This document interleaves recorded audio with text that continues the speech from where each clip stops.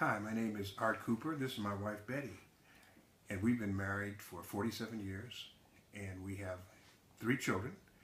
And we'd like to tell you a little bit about how reconciling God's way saved our marriage. We started in the Bay Area. We've been married for 27 years, and we moved down to Modesto to be near our grandkids.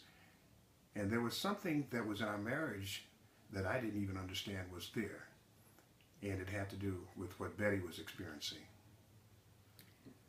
When we moved down here, I realized that I had a big emptiness in my heart. I just longed to be in Louisiana, where I'm from, to be with my grandparents, my brothers and sisters, and it seemed like they were always, one of them passing away. And when my grandfather passed away, I took care of him for a whole year, dying from cancer.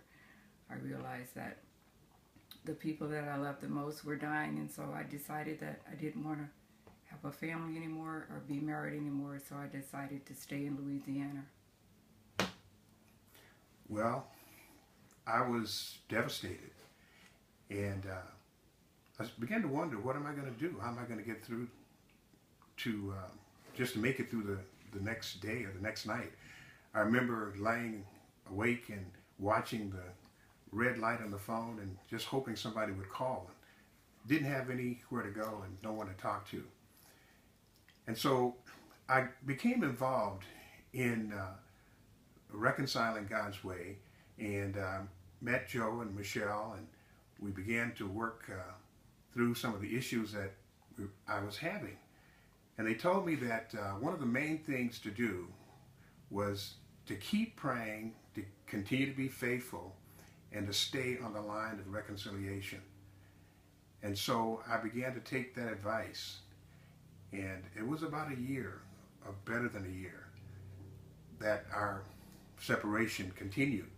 And I remember Betty would come home on certain holidays, and there would be a chance of reconciliation, but then she would leave again.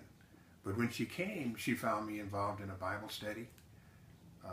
Sometimes she found me, I was in Mexico in a ministry with building a church. She always found me doing something that was building God's kingdom.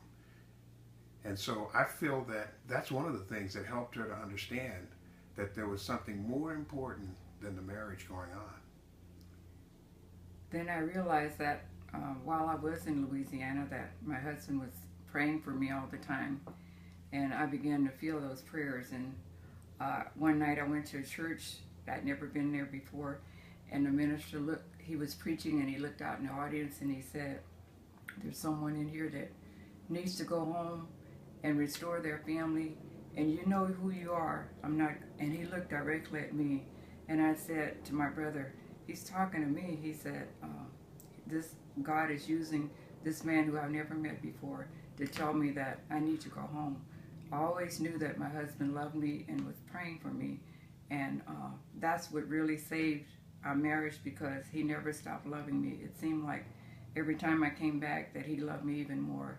And so I just came back and got involved in the ministry with him, and I decided that I was going to let God have his way with me and not try to run things myself.